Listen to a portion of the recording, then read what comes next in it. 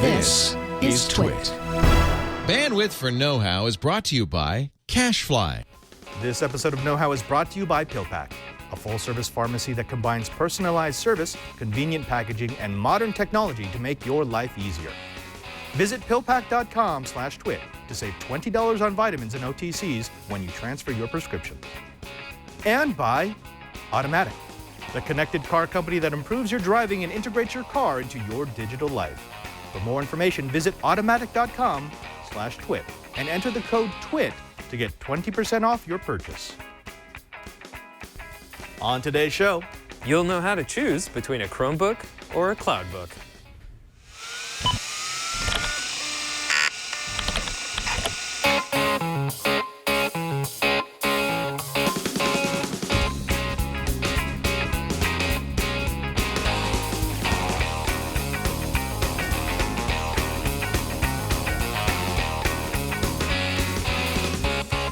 Welcome to Know-How. It's the Twitch show where we build, bend, break, and upgrade. I'm Father Robert Ballecer. And I'm Bryan Burnett. And for the next 30 to 45 minutes, we're going to be showing you some of the tech that we've been geeking out with so you can take it home and geek out on your own.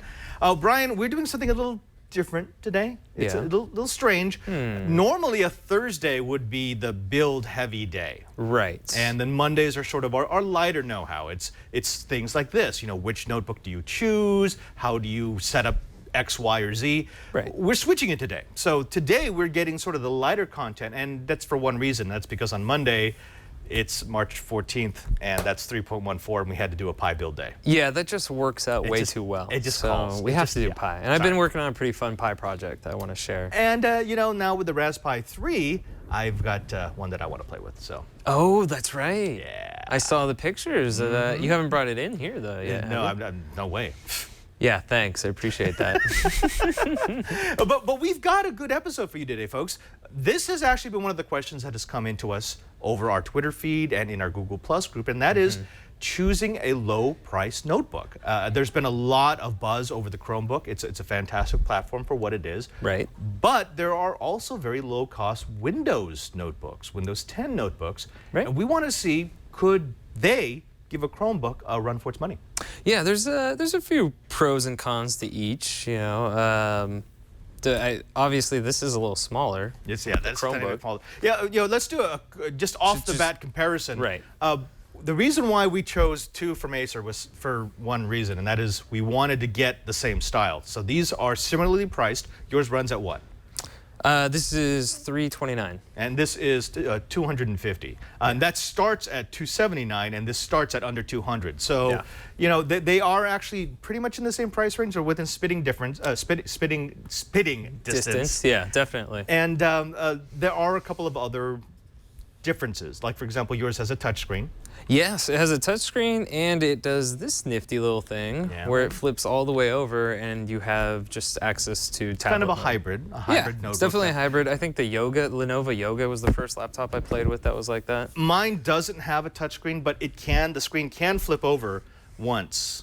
You're right, and then you can't use it ever again. You can't use it ever again. Oh, okay. This is more of a traditional notebook, but again, it's a low-priced notebook. But I figured the best way for us to test this out would be for each of us to take one. And I gave you first dibs. Right. We had both of them in the studio, and we said, well, Bryan, which one would you like to take home and run for And I a said few the weeks? better one, so I took this one.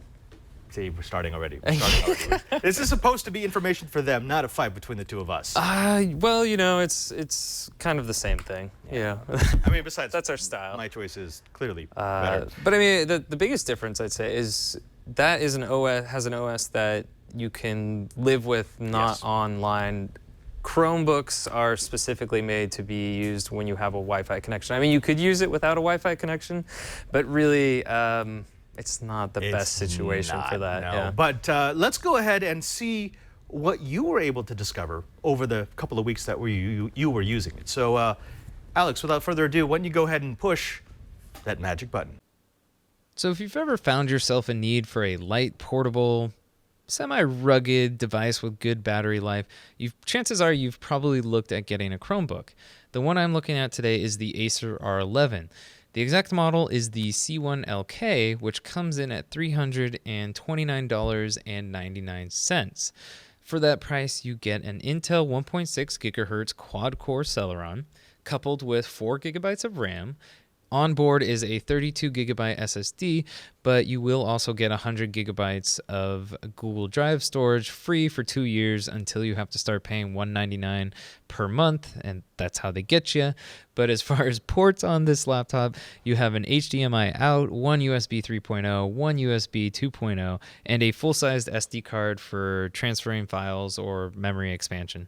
Picking up the laptop, it comes in at 2.7 pounds, so it's pretty light. It's mostly plastic, but it does have a matte finish, so it's not a fingerprint magnet, and it has kind of a hatch pattern all over it, so it feels really grippy in the hand, which is super handy when walking around with it.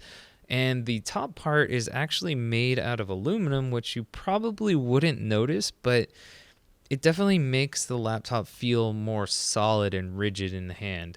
And then towards the back of the laptop, you see the 2 metal hinges. That's because this laptop can fold all the way around on itself. It has a 360-degree hinge, which allows you to either put it in the traditional laptop position or a tent, or even flip it all around for as like a tablet mode, which is handy because it comes with an 11.6-inch touchscreen that is super responsive, has really good color, and it has a wide viewing angle.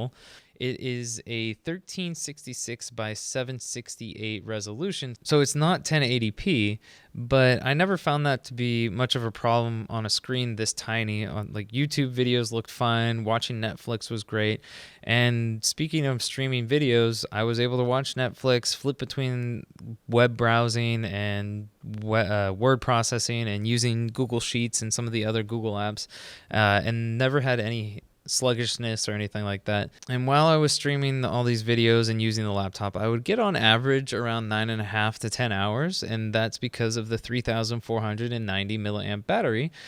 On the bottom of the laptop are a couple of speakers. On most of the Chromebooks, speakers are kind of an afterthought. These are budget devices, but I was pretty impressed at how loud they got, considering how tiny they are. But you'll definitely want to keep a pair of headphones with you if you're ever going to be doing any like video watching for long periods of time. The keyboard itself feels a little flimsy when you push down hard on it, and there's not a lot of travel to the keys, but that's to be expected from something made out of this material and this small, but it never really bothered me too much. As far as the key placement and everything, the layout's nice as for the keyboard. You have all your hotkeys that you would need at the very top as far as like controlling sound and brightness and things like that. And here's a pro tip for some of you new to Chrome OS. If you hold Alt and the search button, where the caps lock normally would be, is how you toggle between caps lock and not having caps lock. Now, some of the highlights of this laptop is the price at $329 for this kind of hardware is pretty decent.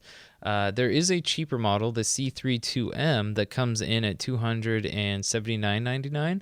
It comes with 2 gigabytes less of RAM, and that's about it. Another highlight of this laptop is the design. Being able to flip the screen completely around and using it like a tablet is super nice.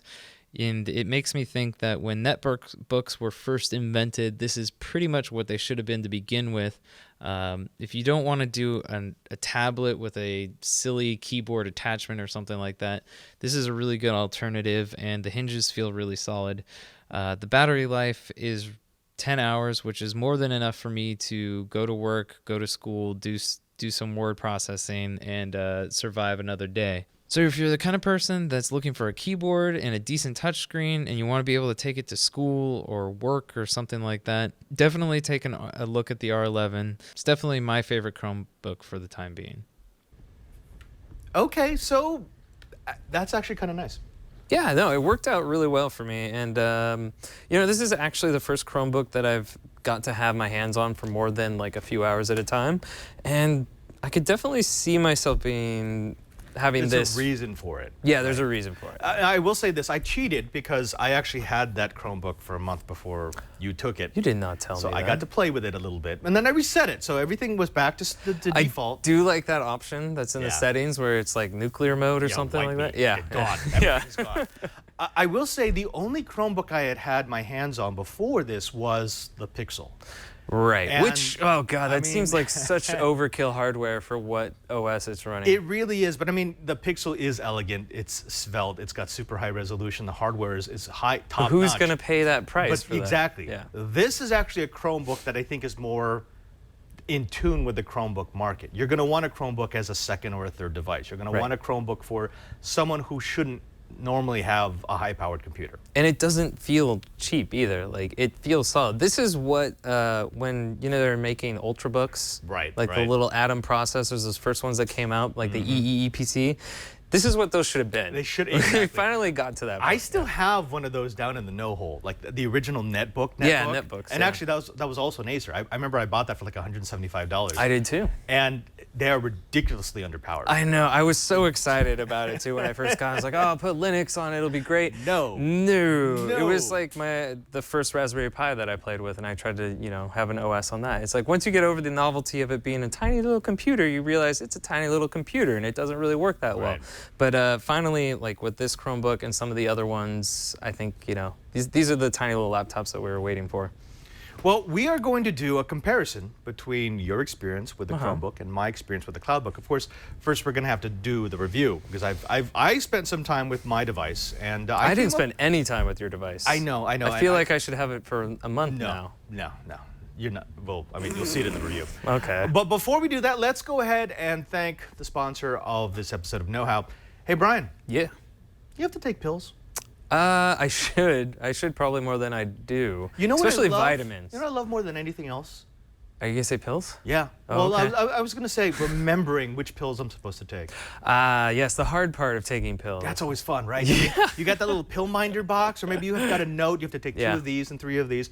Again, I have a massive vitamin B deficiency. In fact, I'm like a vitamin B black hole. I'm probably sucking vitamin B out of your system right now. I remember they wanted to perform experiments on you because they didn't believe that someone could survive this long. Exactly. For that.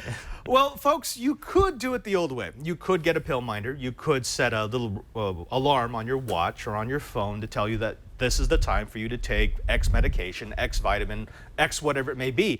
Yeah, you could do it that way, or you could come into the digital century and work with PillPack. Now, this is what a PillPack looks like. It is your pharmacy self-contained. Now, each of these pills are like this. It's just a little piece that you can tear off, and inside is exactly what you're supposed to take on the exact day and the exact time that you're supposed to take it. It is a far more accurate way for you to measure out your dosage. We discovered PillPack as a full-service pharmacy because we wanted something online. We wanted something that was a bit more accurate than me counting out pills into a plastic box.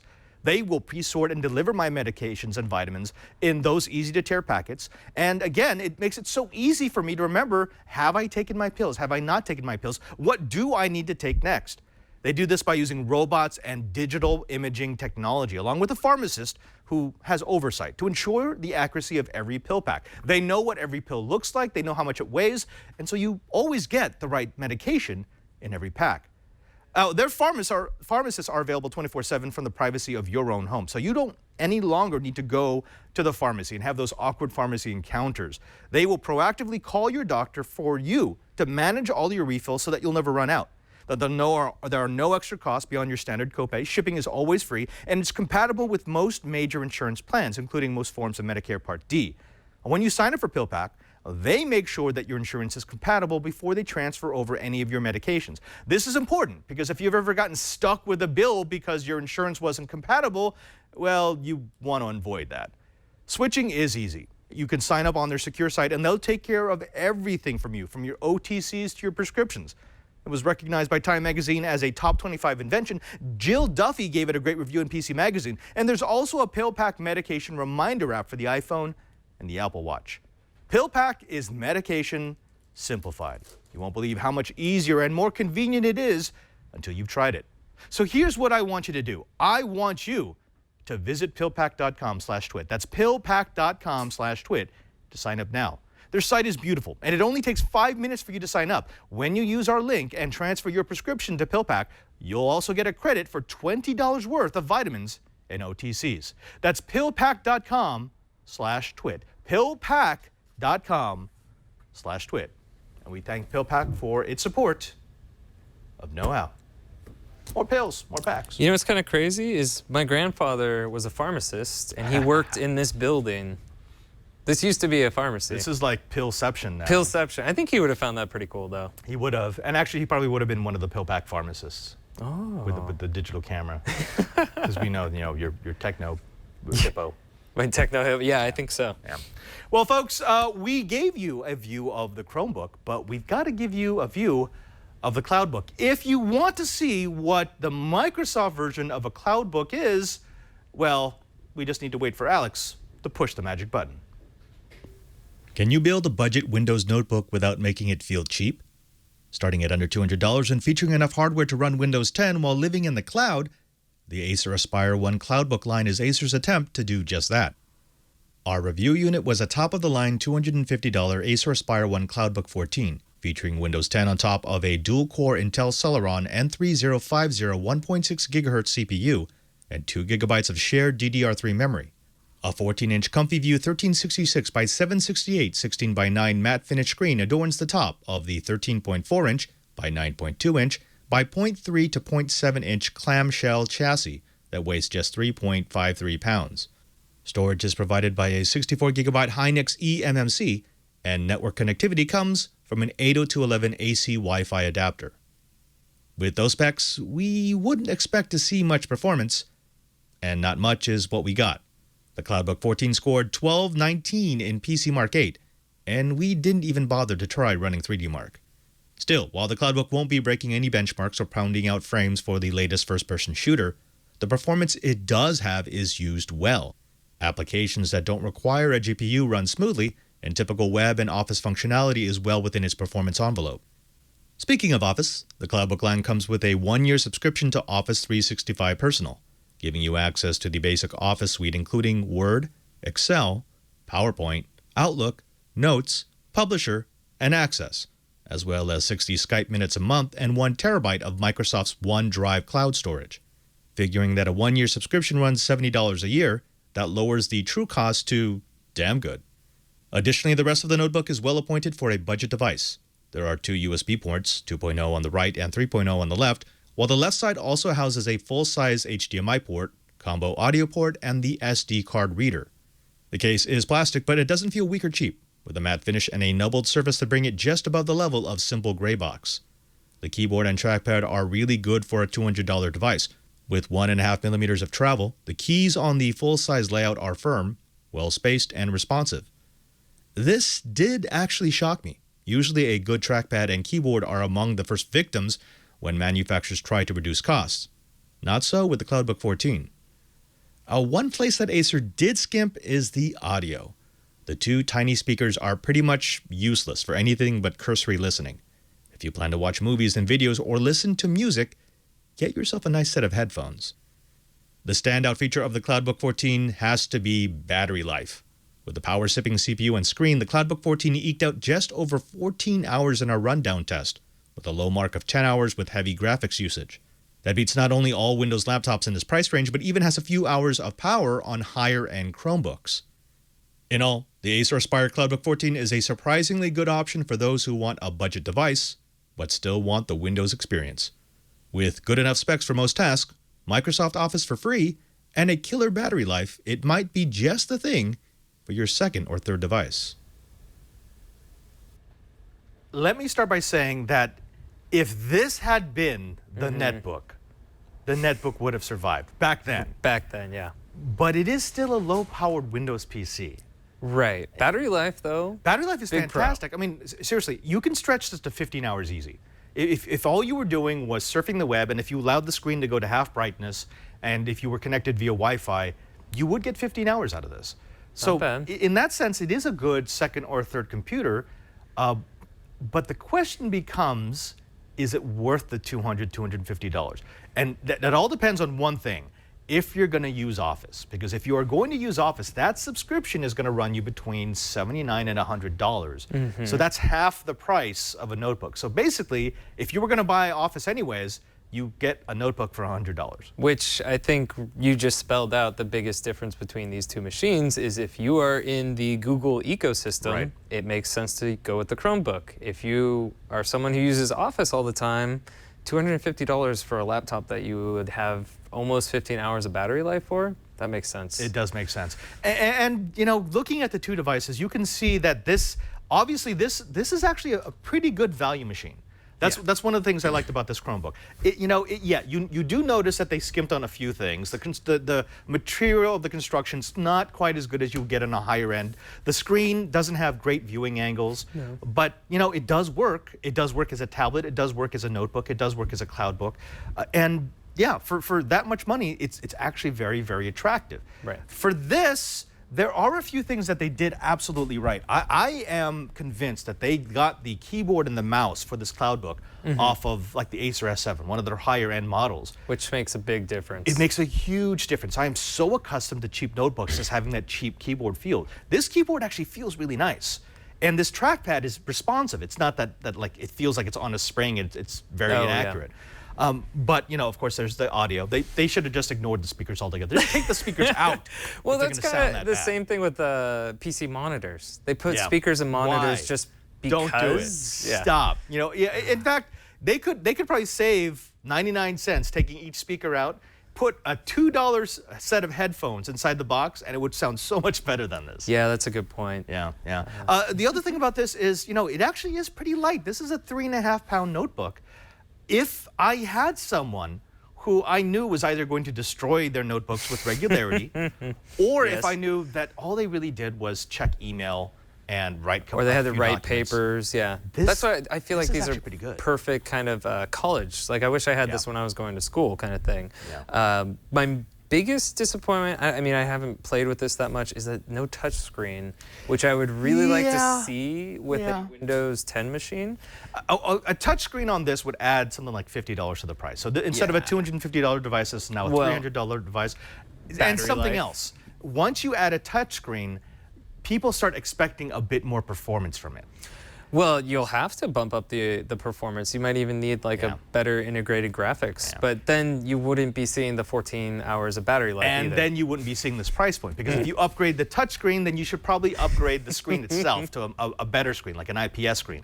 If you're going to upgrade that, then you probably need to bump it up to 4 gigabytes of memory. You should probably use a discrete graphics card, and you're probably also going to want a bigger SSD than 64 gigabytes. And you're not going to get that for under $300. No, now we're at $500. That's why I like we're doing this comparison, because both these machines are basically distilled versions of like compromise. Yes, but I will say this. I will say that this Windows 10 box compromises more than the Chromebook. I would agree. Using a Pixel and using this, it feels the same.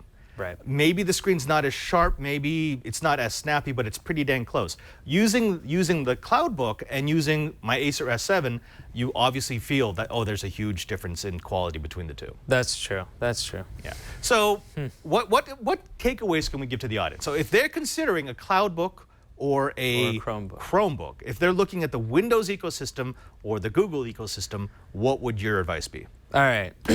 If you're like me and you're pretty much into the Google ecosystem because of work, I mean, that's what we use here. So I'm very integrated in that. I'd say definitely get a Chromebook.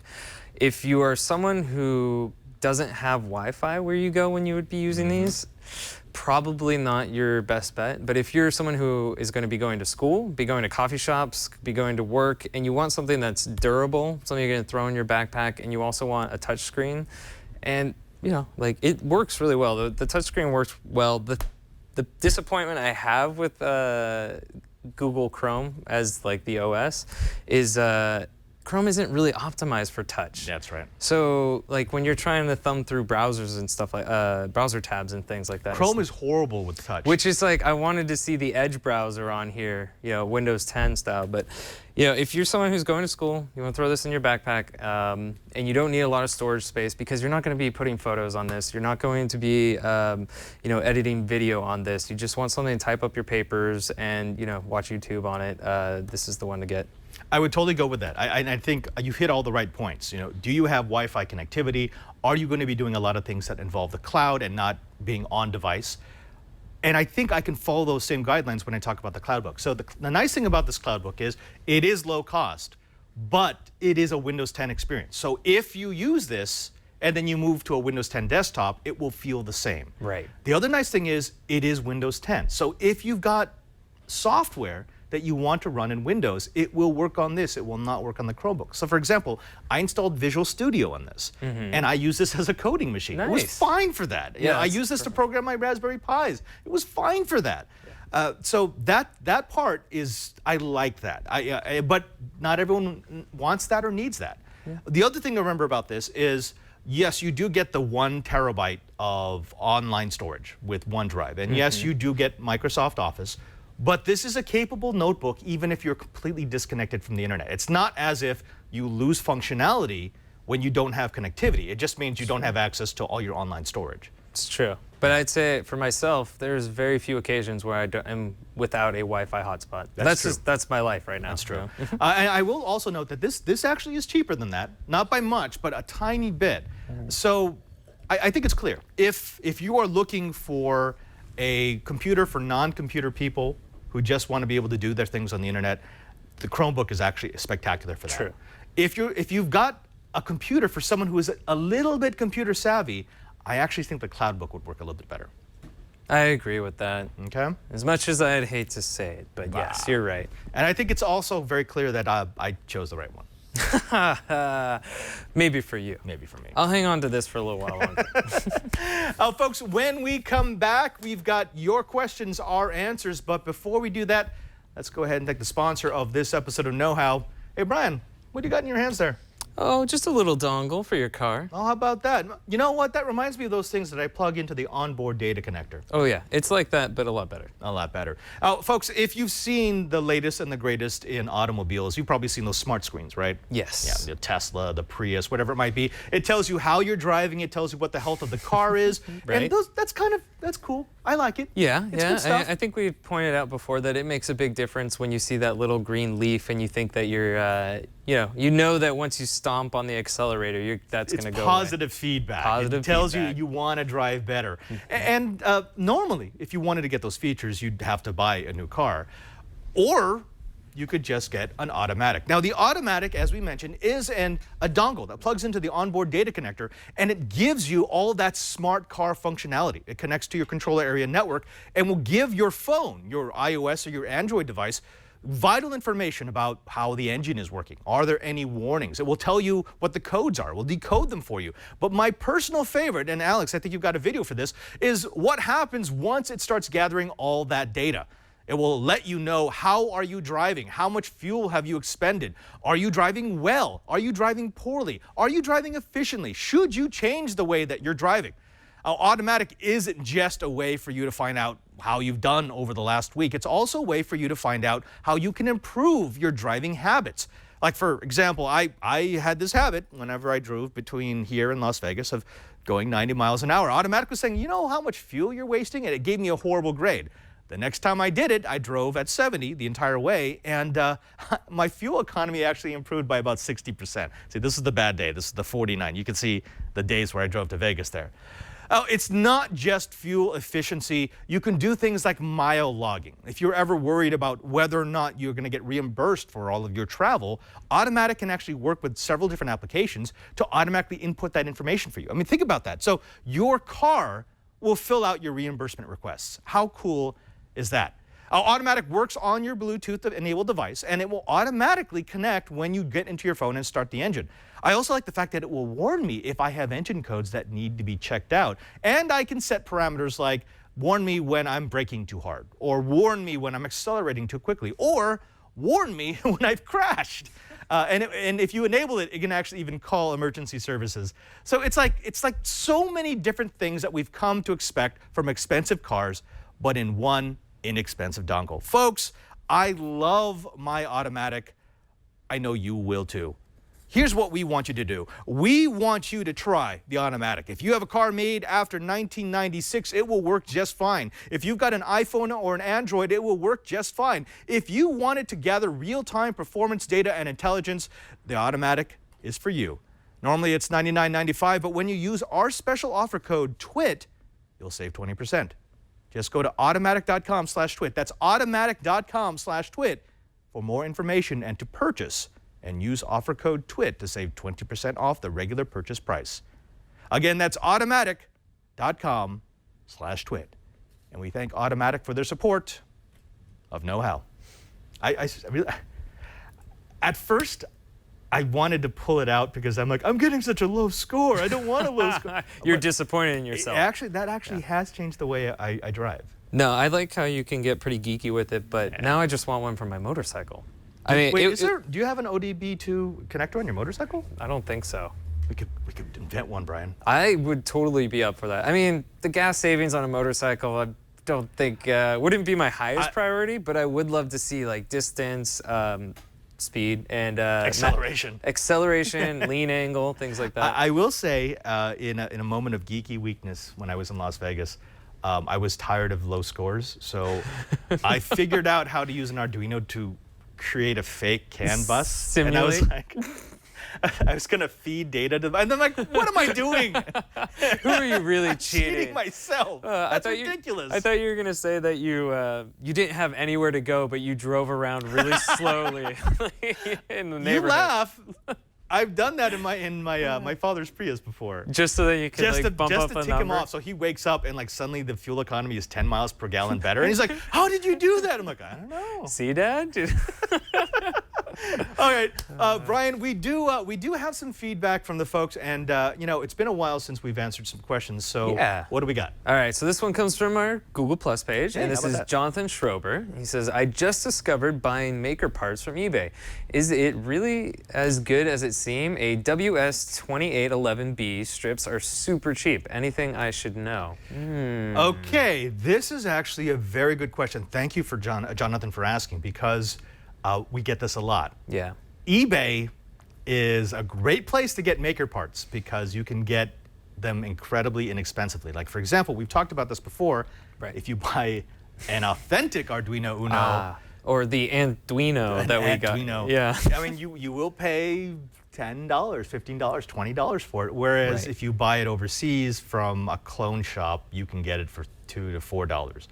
Yeah. Here's what I'll say. I like to support the vendors that make the gear that I use. So I will always try to do that. But yes, I understand the allure and the cost savings are too much. But know that there's very little that you can do to get your money back from a bad sale, if you're, especially if you're buying from a Chinese company on eBay, which you are. Yeah, you can down rep them. I have not had any really bad experiences, because what I'll typically do is I will find a vendor who works really well. I look for the scores. I look for a big one, a vendor who offers a lot of parts. Right. And that becomes the vendor I order from, even if the price is a tiny bit higher than someplace else that I've never ordered from before. That's a very good rule of thumb for eBay, though. Definitely check the seller reviews. And trust, right. And trust, yeah. And trust. Trust the ones who you've used before. Because I have received some strips that just weren't up to par. Like the voltage was off, or they were producing too much heat, or the colors were not quite right. And you know, it seems a whole lot cheaper until you get one bad strip, and suddenly the price averages out to be more expensive. Yeah, you know what? It probably over time it does average out. But for me, I think it would be, if I'm doing a project where I don't want it to fail, like this is something that I'm working on that I can't think of an example, but it's like I don't want it to break. Like I'm gonna put it somewhere and I'm gonna have to rely on it for something. I would probably spend the extra bit of money for a real vendor or whatever, or at least somewhere where I could send it back if something did go wrong. But if I just want to like tinker around, or I'm like just starting to get in Arduinos and I'm not even sure if I want to play with them that bad, then I might just take a chance on like a cheap eBay one, and just so I can play with it, get the parts, and if it happens to break, I won't be devastated because I was relying on this for a project that I was doing for the show, you know? That's exactly right, Brian. I say that's the best advice that we can give. If you're prototyping, and we do that here all the time, and you're just messing around, we go through a lot of gear. We break a lot of stuff, or we just sometimes by accident, sometimes on purpose. We want to see it burn because it's it's fun. Yeah, but for example, I've been working with Bryan, and we've been making devices that will do power monitoring that are going to be in inaccessible regions. Right. So you wanted. So you're buying the eBay ones then? Oh yeah. Because what you want is you want to save $12 so that you have to take the $600 trip to replace the sensor after it breaks. Yeah. And you know, you can actually see the difference. If you look at an authentic device and a clone device, a lot of times they'll use a cheaper solder Or PCB. Or PCB, or the capacitors won't be nearly as good, and it makes a difference. But again, yeah, if you're prototyping, I'd say buy to your heart's content on eBay. Cool. Yeah, that's a good rule of thumb. Yeah. So we got another question to take a look at here. This one comes from Andy Ridding, and he says, I'm looking for a car Wi-Fi device for kids to play Minecraft Pocket Edition. Internet access not needed. Any suggestions? Yes, Andy. Actually, there are a lot of suggestions. There were quite a few suggestions inside the group comment itself. There are plenty of travel routers, Netgear, D-Link, TP-Link. They all have devices that will run off of 12 volts. Might I suggest something a little different, though? Oh, do tell. You hold on to that. All right. We got a little, looks like a little Kingston I'm going to hold on to this. What's that? Well, this is a little device that allows you to create a local network that will share media. Oh. So think of it as a hotspot, but it's not designed to connect you to the internet. It's designed to connect you to like a flash drive or an SD card. Yeah, it's like a LAN hotspot. It's like a LAN hotspot. Okay. And this is exactly what he's trying to do. He's got his kids in a car, they're on tablets or whatever device that have Wi-Fi. Right. And if they can link together, they can play Minecraft against each other. That's cool. That's what this would do. And that's what that's like the very first version. This was a prototype version of their new 5-in-1. In fact, Alex, I think you've got a link to the 5-in-1, the Kingston 5-in-1 mobile companion. That's the brand new version. So this was the beta version of that. It's about $35, you get plus free shipping. And what it will give you is it will give you a hotspot, which you could equip for internet access. You could turn it into a hotspot if you really wanted to. Yeah. But beyond that, you could have a USB card, a USB drive, or an SD card, and the people who are connected to the network will be able to access it. And it's a great way for you to like load up all your kids' movies and put it in there, and now everyone in the car has access to them. Oh man, I would have killed for this when I was taking those 9-hour drives to go visit my grandparents with my 2 other brothers. Precisely. But the other cool thing about this is unlike a hotspot that may go up and down because it's losing its LTE or 3G connection. Or eating your data. Oh yeah, or eating the data. This will stay up the entire time. This can also be a power bank. So if you need to charge a device, there's a battery in here that you can use to charge the device while you're providing data. And yeah, that's pretty smart. It's smart, and I like the concept because it allows you to really quickly create for non-techie people a wireless network. Well, yeah, and actually, when you're not using this in the car, so I was just telling about going to my grandparents. I'd love to take this out of the car, plug it in somewhere in the house, and then because my grandparents didn't have internet. Right. Then I could watch videos from this. Without having to go on the internet. I like that idea. So don't just use it in the car. Of course, if my grandparents were still around, Brian, I probably would just spend time with them. Well, yeah, now you make me feel bad. But well, okay, you know what? Thinking back to this was like 15 years ago, dial-up was a cool thing back then. Yeah. Well, folks, we know that this is a lot of information, and so we're going to make sure that you get all the information in our show notes. You want links to the Chromebook and the Cloudbook that we reviewed? It's going to be in there. Do you want to find out where you can pick up one of these Kingston devices? It's going to be in there. And Brian, where is there? I believe I just got a call. Hold on a second. No, that's not what that's for. Oh. No. There's no screen. You can go to twit.tv/KH, and not only will you find our show notes, but you'll find past episodes and ways to subscribe. Make sure to download the audio version. No, not the audio version. No, you'll want to watch the video version, but you can find all the links to the things we talked about today. Folks, also don't forget that we have a YouTube page, youtube.com/knowhow, KNOWHOW. The reason why you want to subscribe is because we are actually uploading videos to that channel that don't make it into the show. They're not up to snuff. No, that's not quite right. And no, actually, they're just kind of like behind the scenes. If you were subscribed, you would have seen that we actually released a Raspberry 3 first look the moment that the NDA ran out. We were sitting on it for a while. I missed that. I didn't even see it. See? I really should subscribe to our YouTube. Maybe you should subscribe to our YouTube group, Hold Brian. on, I'm going right back on there. Also, don't forget that you can join our Twitter? No, Google Plus group. That's right. Oh, yeah, our Google Plus group. Go to Google Plus. Where would we have gotten these questions if it were not for Google Plus? Exactly. If you want to end up on the show, if you've got a project that you want us to show off, if you've got a question that you want us to answer, go to Google Plus and look for Know-How. Join. We've got almost 10,000 know-it-alls, and they're very helpful people. I love the fact that they try to help one another. the place to go to post your project. If you do happen to buy some of those Arduinos and you do run into a problem with one on the eBay, let us know, and then we'll find out and let other people know too. Yeah.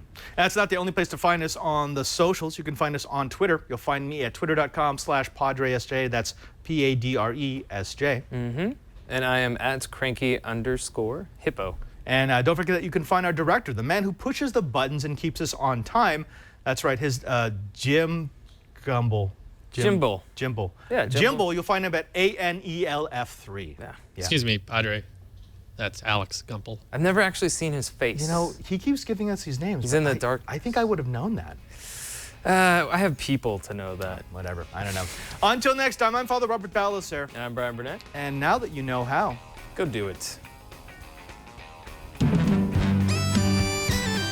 It's hard to get the fist bump out of peripheral. Whoa!